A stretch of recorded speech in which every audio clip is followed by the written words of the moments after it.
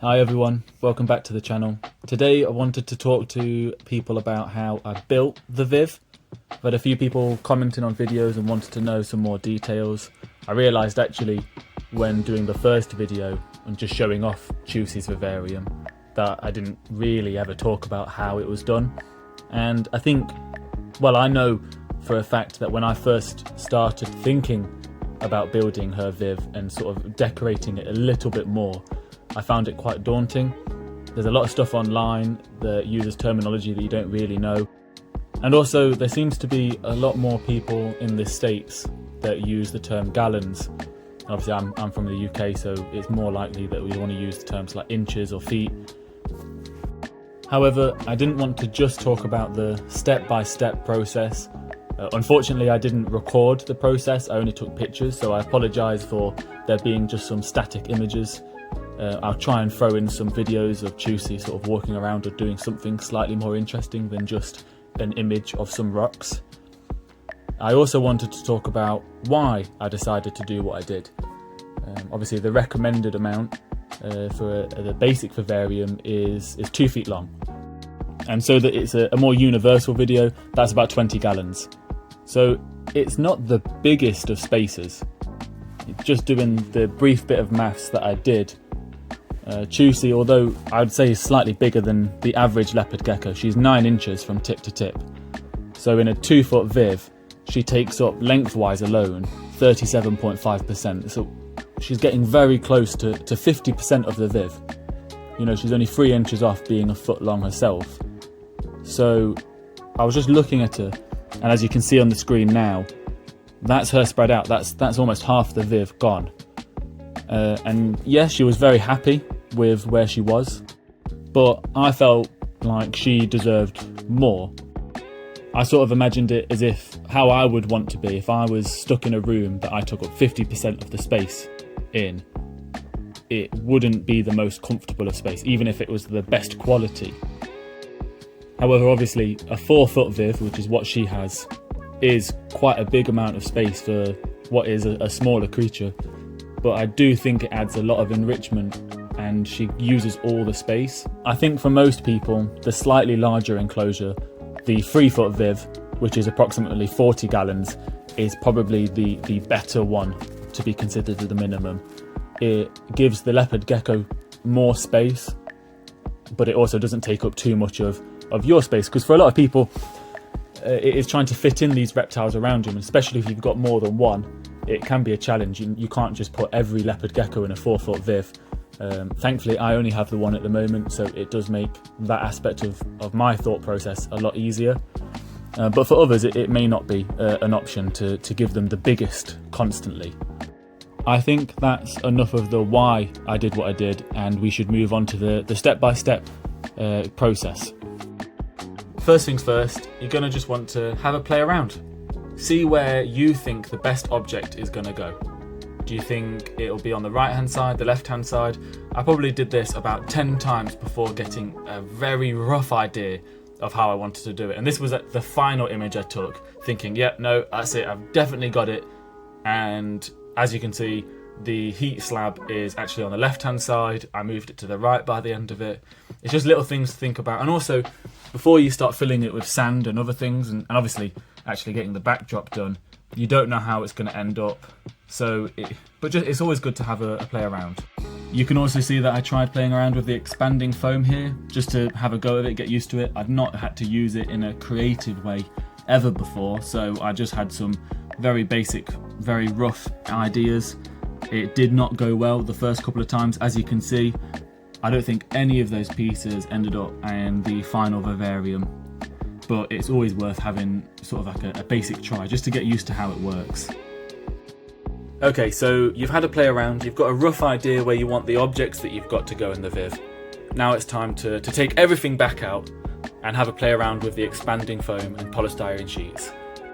I flipped the Viv onto its back, put down a few backdrops and polystyrene sheets, started with a simple layer of expanding foam, added some polystyrene sheets to create sort of shelving units, allowing Chusey to sort of climb up and down, get some vertical space going, and then used a little bit more expanding foam underneath after the original layer had dried. There's a lot of things I would have done differently. I probably would have ended up using more expanding foam, knowing that I can just carve away a little bit easier, which I did play around with later on. Hopefully I won't repeat myself too much in each step, but the best thing to do is just to leave it to dry, especially overnight. Get what you can done on each step and just view it as a step. You can't do it all in one day. It's not going to work, it's not going to mix, and you're not going to get the best result. So now on to the next bit. I carved away some of the expanding foam to make it look more like natural rocks. This is also where I added the two caves onto the left hand side. And I finished this stage by covering the whole Viv, all the expanding foam, all the polystyrene sheets in grout. I used two different shades. I bought the grout from Amazon. Both bags were really cheap, no more than £8 each. It was good just to use two different shades. It allowed for a more naturalistic look rather than just being one colour across the whole thing. So you've got some of the grout already all over the Viv. The best thing to do is you need to now cover it in PVA sealant. Make sure it's animal safe and make sure you don't miss anything, especially if you've done what I've done and carve a cave or a tunnel, somewhere that it can hide. Make sure that every inch of it, even inside those little nooks and crannies, are covered in sealant. Also, to add some texture into the wall, I just started chucking handfuls of sand against it. As you can see, it sort of stuck to the surfaces, as if it would in the wild anyway, where anything that is open to the air just got covered in sand. That's now stuck into the wall, so it gives it again more of a rocky, more earthy texture. And a fun side effect that I did not at all try or even think about planning is obviously it's now upright again. The PVA sealant mixed with some of the sand and started to form some stalactites on some of the ledges. Now they are very small stalactites, you do really have to look for them, but it's a cool effect anyway. Again, this whole process took days and days to complete. Just give it enough time to dry with each step. You're almost done. Now it's time to put in your substrate. Depending on the sort of style of enclosure that you're going for, whether you want a more traditional arid looking leopard gecko tank or if you want something a bit more humid and tropical, again, do your own research, figure out what you think is best for your animal and your setup. With a 4-foot Viv you can just do both. Just straight down the middle, 2 foot on the left, 2 foot on the right, and sort of mix it in the middle. It creates a great look, it gives the animal a lot of variety and texture, and also just different style of environment to look at. It's fun. And after you've got your substrate sorted, just have a play around with putting the objects in, seeing where you want them to be, where each hide is going to be. Make sure there's enough hides spread out, give them variety, give them places to hide even if they don't want to be in their own shelter, places in the open for them to bask, places for them to hide and still stay warm. And here was the finished result.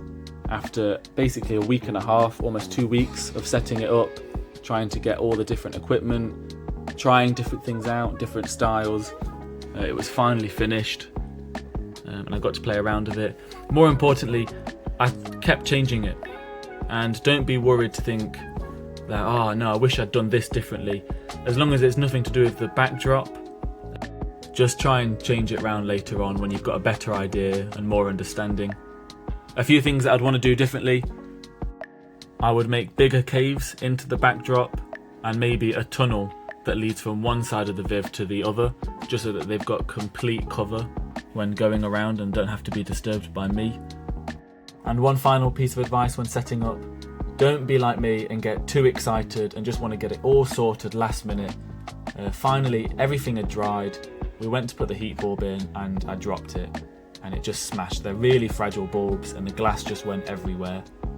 Thankfully we had the heat mat on, so Chusey could still go in, but perhaps if you've got a 3-foot Viv you might not have that as an option, and it just sort of took a lot of energy to sort out.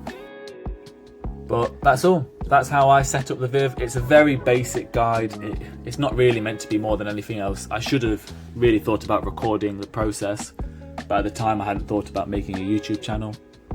And with that in mind, I just want to continue by saying thank you so much for all those that have left comments, and we've been able to have some good chats.